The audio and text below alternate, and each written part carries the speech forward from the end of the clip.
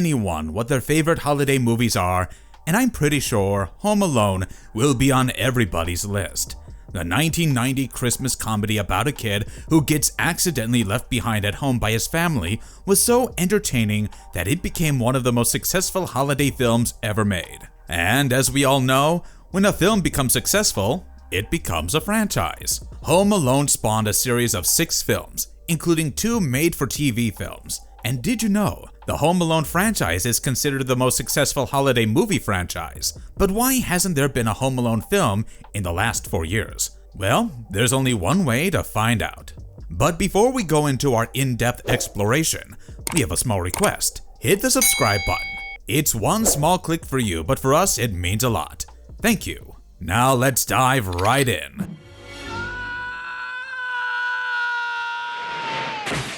So we first got to see a young and cute Macaulay Culkin as the Home Alone Kevin McAllister for the first time in the original film that was released on November 16, 1990. The film, produced by 20th Century Fox, went on to become the second biggest hit of the year, behind the Jerry Zucker-directed paranormal film Ghost starring Patrick Swayze and Demi Moore. What made Home Alone a likable story is that it was an underdog story that revolved around an immature and ridiculed 8-year-old boy, Kevin, who doesn't get along too well with his older siblings and wishes that his family disappear the night before they board a flight to Paris to spend Christmas there. To his surprise, the family does disappear, as they oversleep due to a power outage that disables the alarm clocks and leaves the house in a hurry for the airport, leaving Kevin behind in all the commotion. When Kevin wakes up, he realizes that there's nobody at home and starts thinking that his wish has really come true. He's overjoyed to be alone at home, but not before he gets to face the reality of being left alone. Kevin must defend his Chicago home from the Wet Bandits, Harry and Marv, a pair of burglars who have been breaking into other houses in the neighborhood and want to invade the McAllisters' home. Kevin tricks the burglars into thinking that his family is still at home, thereby delaying their plans for the home invasion. The Home Alone boy uses various booby traps and contraptions to stop the duo from entering his house. What follows is a laugh riot, and perhaps what could be considered one of Hollywood's greatest underdog stories.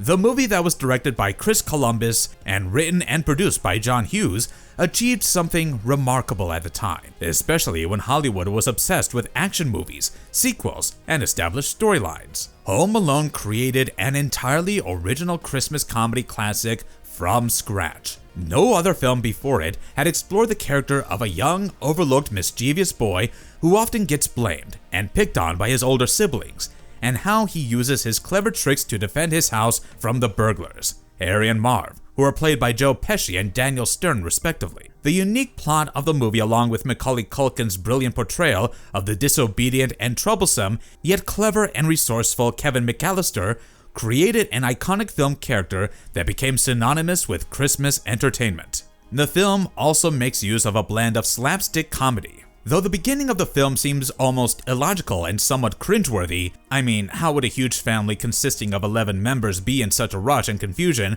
that they leave behind a young boy? And how could they not realize his absence all along the way to the airport and only realize he's been missing when they're already on the plane, midway to Paris? I mean, come on. No family is that ignorant. However, that's something that adds to the whole humor and comedy of the film, whose funniest part is toward the end of the movie. The most memorable funny scenes are when Kevin plays an old movie on the TV to scare away the pizza delivery guy, and he uses a similar trick on Marv. Not to forget, the scenes where Kevin uses various booby traps to fend Harry and Marv off, especially when he uses a BB gun to shoot Harry in the groin and Marv in the forehead through a doggy door, or when Kevin blowtorches Harry's head, or when he cuts the zipline when the burglars try to glide across it. Those scenes are just gold. Combine the humor with the Christmas spirit, and you get a perfect balance that resonated with audiences worldwide. And that shows in the film's unprecedented success. Home Alone grossed $476.7 million worldwide against a very modest production budget of just $18 million. Making it the second highest grossing film of 1990 and the highest grossing live-action comedy for over 2 decades, and propelled Macaulay Culkin into child stardom history. Following the outstanding success of the original, makers 20th Century Fox released a sequel, Home Alone 2, Lost in New York, About 2 years later, on November 20, 1992. The sequel carried over the legacy of the original and proved that the magic wasn't entirely dependent on the original's novelty. Home Alone's successful formula expanded beyond box office numbers, and despite Lost in New York earning less than its predecessor with a box office collection of $358 million versus $476.6 million, it still achieved massive commercial success considering that its production budget was around $28 million. The film also became the third highest grossing film of 1992 behind the Disney animated musical fantasy Aladdin and the Kevin Costner Whitney Houston starrer The Bodyguard. As the title suggests, the sequel successfully transplanted the Christmas holiday-centered Home Alone formula to New York City from Chicago. This time around, the family is headed to Miami, but the now 9-year-old Kevin mistakenly boards a flight to New York and finds himself alone in the big city. He somehow tricks the clerks at the Plaza Hotel, using his father Peter McAllister's credit card, and starts exploring the city. Kevin stumbles upon the robbers Harry and Marv, who are freshly out of prison and planning to rob a toy store whose owner has befriended Kevin. This is followed by Kevin tricking the duo using his clever booby traps to protect the toy store. The sequel maintains the same cast and creative team, while expanding the scope and scale of Kevin's adventures in the Big Apple, and extending the cultural legacy of Home Alone forward.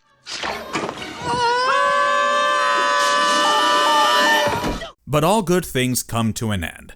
The beginning of the end of the Home Alone movie franchise started with the release of the third movie in the series. Home Alone 3 was released 7 years after the iconic original and 5 years after its successful sequel on December 12, 1997. However, this movie proved to be the franchise's first major misstep. Despite being written by John Hughes, the same guy who wrote the original and the sequel, and despite featuring the same core premise as the two films that came prior to it, the plot features a young boy named Alex Pruitt, played this time around by former child actor Alex D. Linz, who needs to be at home while he is sick with chickenpox. He is initially looked over by his mother, who leaves for work. The sick boy is being watched over by his neighbor Mrs. Hess, who gave him a toy car the other day for shoveling her driveway.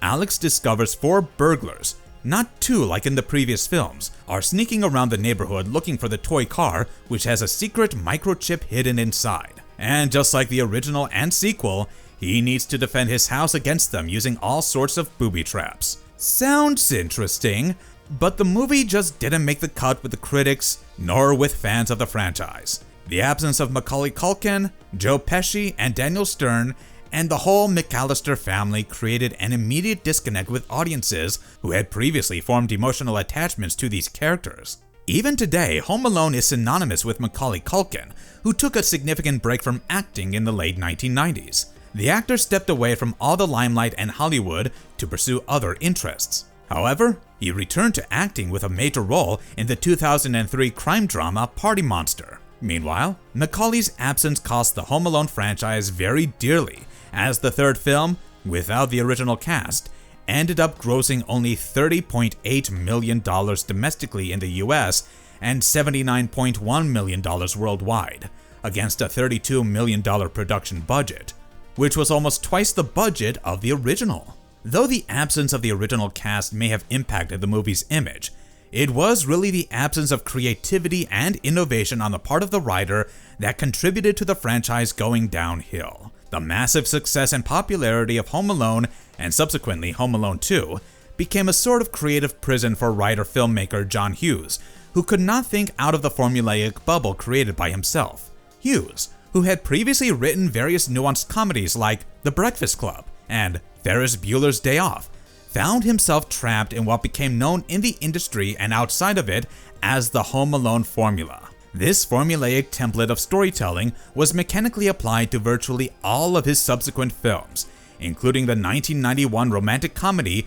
Career Opportunities, the 1993 comedy Dennis the Menace, and the 1994 adventure comedy Baby's Day Out. The failure of Home Alone 3 meant that the franchise was losing its appeal, and so the studio wasn't betting big on the next sequel in the series, Home Alone 4: Taking Back the House. The fourth film in the series had the displeasure of being the first film in the Home Alone franchise to not receive a theatrical release, and was instead aired directly on ABC on November 3, 2002, as the first episode of the 47th season of The Wonderful World of Disney. Home Alone 4 was pitched as a family Christmas comedy that followed a 9-year-old boy named Kevin McAllister, just like its super successful predecessors Home Alone and Home Alone 2. But that's where the similarity ends.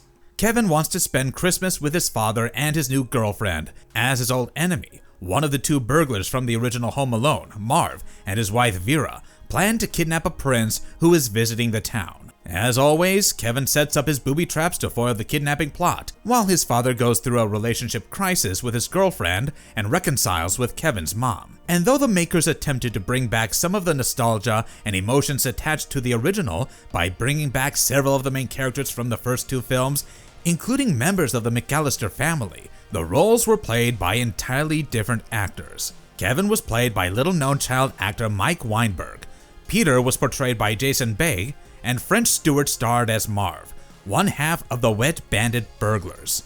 The decision backfired at the makers, and the audience rejected the replacements. Besides not featuring any of the original cast, Home Alone 4 was the first film without any active involvement or contributions from John Hughes, the creator of the Home Alone series, and quite obviously, Home Alone 4 wasn't going to win any accolades. It was destined to receive negative reviews. But the made-for-TV Home Alone fiasco didn't stop Fox Television from experimenting with yet another TV-only Home Alone film 10 years later. I'm talking about the Peter Hewitt-directed made-for-television Christmas comedy Home Alone: The Holiday Heist, aka Home Alone 5, that came out as a standalone sequel to Home Alone 4: Taking Back the House. The fifth installment in the series premiered on ABC Family in November, during the channel's annual 25 Days of Christmas Countdown programming block. Home Alone 5 attempted to deviate from the character of Kevin McAllister and breathe new life into the franchise with yet another new protagonist named Finn Baxter, a 10-year-old boy played by Christian Martin. Finn and his older sister Alexis, played by Jodelle Ferland, are tech-savvy kids who isolate themselves from their parents and the outside world. Finn is mostly playing video games, while Alexis is always on her phone or laptop. As their parents go to attend a Christmas party hosted by one of their bosses, the kids are left behind due to their petty behavior. That night, 3 robbers burgle into the house to steal a long-lost painting by Edvard Munch that is valued at $85 million. The technocrat kids try to stop the burglars using, you guessed it, booby traps, and that pretty much sums up the plot of the film. And although the film was slightly better received than its horrible predecessor, it suffered from the fundamental problem of trying to recreate the magic of the original at an entirely different time and in an entirely different setting.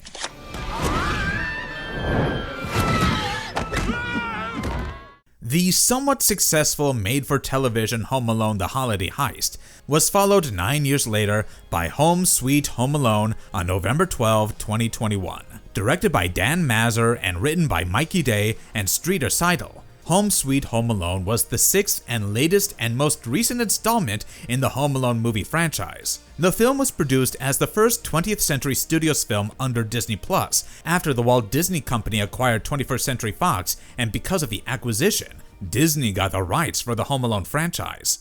Disney's most recent attempt at reviving the Home Alone franchise did not meet the audience's expectations, nor that of the critics, with the film getting mostly negative reviews. In fact, Home Sweet Home Alone has a 21% freshness rating on Rotten Tomatoes.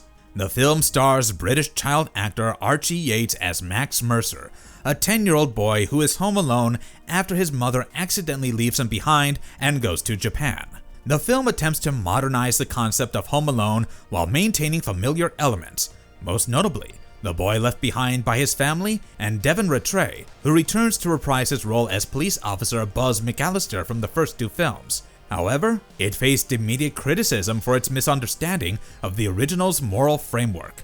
Moreover, the sudden shift from theatrical releases to made-for-TV movies with streaming platforms like Disney Plus has fundamentally altered the cultural impact of the Home Alone franchise. While Home Sweet Home Alone reached Disney Plus subscribers automatically and more accessibly, it lacked the communal theatrical experience of the first 2 movies in the franchise.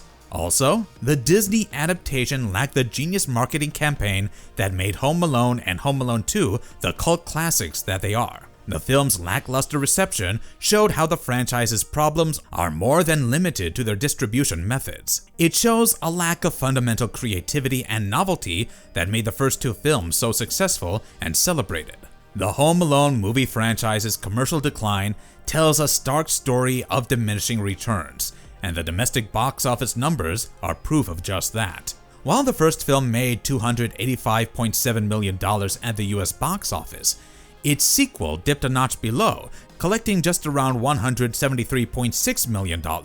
But the real decline started with the third film, which made just around $30.9 million domestically. These dipping numbers forced the makers to transition the future films to television and streaming, and when a franchise comes to TV or streaming networks, it becomes difficult to calculate the money they make, thus making direct comparisons almost impossible. But beyond the money talk, the lack of cultural impact of all the Home Alone movies that came after the second film says a lot about their commercial irrelevance. So, what really went wrong with the Home Alone movie franchise? Why is it almost impossible to recreate the magic of one of the most revered holiday movies of all time? Well, that's because some movies are just meant to be. You cannot simply recreate them or their magic. Home Alone, and to some extent Home Alone 2, are classics. They hold a special place in audiences' hearts. Just how many times will you be able to retell the same story? The original film and its sequel worked because there was nothing like it before them. The decision to change the cast and characters in the third film, and the revivals and resurrections in the subsequent made-for-TV films, albeit still without the original cast, made the franchise go haywire. The writer John Hughes was so taken over by the magical formula that he himself created that he misunderstood the fundamentals of what made the original successful. The studio executives wanted to replicate the magic, and the box office returns focused too much on replicating the formulaic surface elements, the basic premise, and a Home Alone child protagonist, a home invasion, and the elaborate booby traps. But what they failed to recognize is the irreplaceable human elements that created the original's magic. The first two movies would not have been so successful if it hadn't been for Macaulay Culkin, his boy-next-door looks, his innocence, his mischief, and his natural charisma that made Kevin his most memorable character ever. So much so that whenever you hear Home Alone, the first thing that comes to mind is Macaulay's face. And perhaps that is why the actor has not been able to come out of his Kevin McAllister image even today. Most people would remember him as the boy from Home Alone. He didn't just play Kevin's character, he was Kevin for a generation of us. And how can we miss out on Joe Pesci and Daniel Stern as the bumbling, somewhat inept burglars who are outsmarted by a kid? The duo presented an unmatched comedic chemistry on screen, and while John Hughes got engrossed in his own creative prison, one cannot discount his emotional intelligence, which is not a transferable commodity. No offense to the guys who wrote Home Alone 4, Taking Back the House,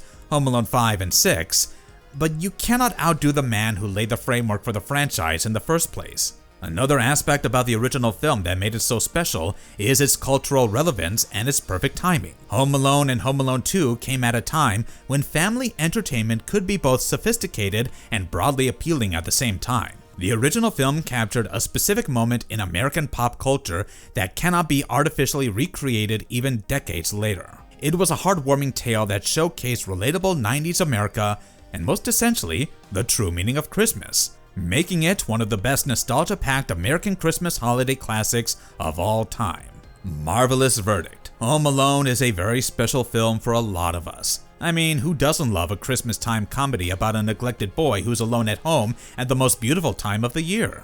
The sequel was quite good too, and taught us a lesson or two on empathy and being kind to others. But the third film made us feel the redundancy, and the franchise started going downhill from there. What's your take on the Home Alone movies? Which one is your favorite? Or which one do you hate the most?